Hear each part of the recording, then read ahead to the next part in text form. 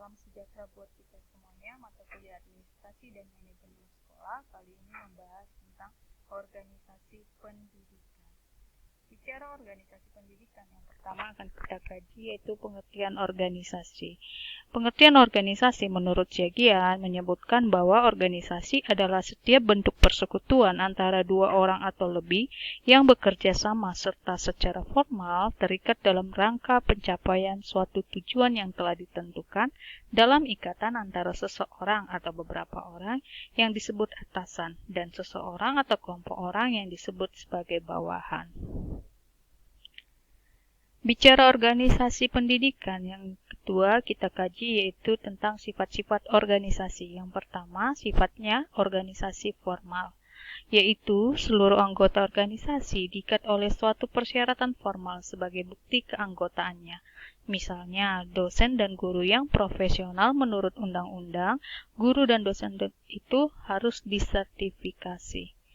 Kedudukan jabatan dan pangkat yang terdapat dalam organisasi dibuat secara hierarkis dan piramidal, yang menunjukkan tugas, kedudukan, tanggung jawab, dan wewenang yang berbeda-beda.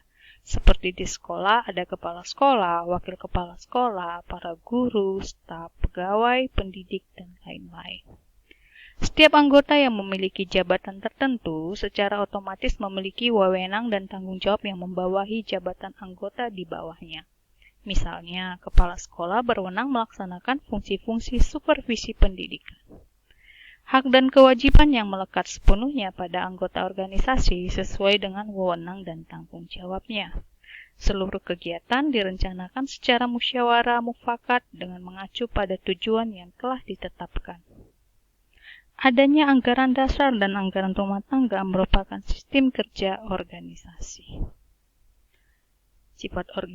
Sifat organisasi berikutnya yaitu organisasi informal. Sifat organisasi informal melekat pada organisasi formal, artinya secara substansial tidak ada perbedaan.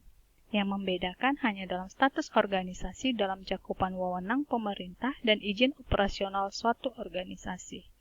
Misalnya, lembaga pendidikan sekolah bersifat formal, sedangkan lembaga yang menyelenggarakan kursus merupakan lembaga informal. Tidak akan ada sekolah formal jika tidak berdampingan dengan organisasi informal, seperti lingkungan masyarakat, komunitas masyarakat yang merupakan konsumen pendidikan formal. Keluarga yaitu organisasi informal yang berhubungan secara langsung dengan lembaga pendidikan formal seperti sekolah, karena anak didik dimasukkan ke lembaga pendidikan oleh orang tua atau walinya. Dan pihak lembaga pendidikan akan mengundang seluruh orang tua anak didik ketika akan membicarakan masalah biaya sekolah, uang bangunan sekolah, dan kegiatan ekstrakurikuler yang memerlukan izin orang tua siswa. Berikutnya, kita akan mengkaji bentuk-bentuk organisasi. Yang pertama, organisasi garis. Bicara organisasi garis, yaitu suatu bentuk organisasi yang memandang dan menerapkan sumber wewenang tunggal.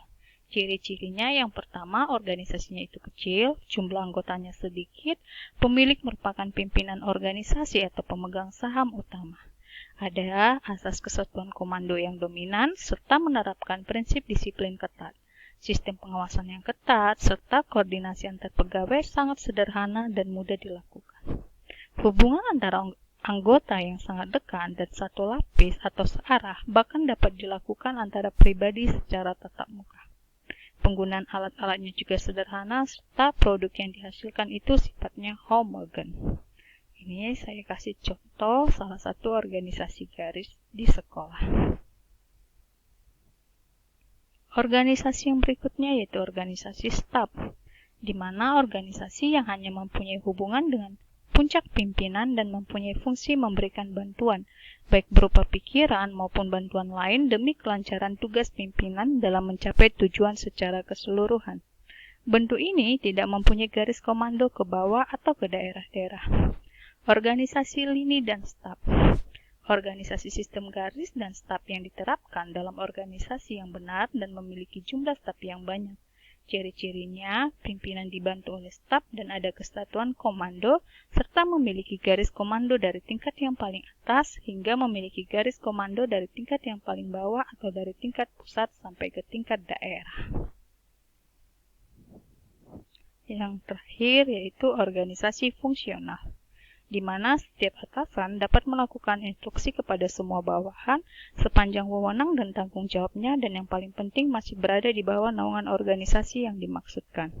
Kebaikan organisasi fungsional itu apa? Yang pertama, spesialis karyawannya maksimal, solidaritas antar pegawainya juga sangat tinggi, disiplin pegawainya tinggi, tanggung jawabnya atau fungsinya itu terjamin, serta bidang pekerjaan khusus diduduki oleh seorang ahli yang memungkinkan bekerja atas dasar keahlian dan potensi serta cita-citanya. Ini merupakan salah satu contoh organisasi fungsional garis di sekolah. Mungkin ini saja materi dari saya. Terima kasih. Sampai jumpa di materi selanjutnya.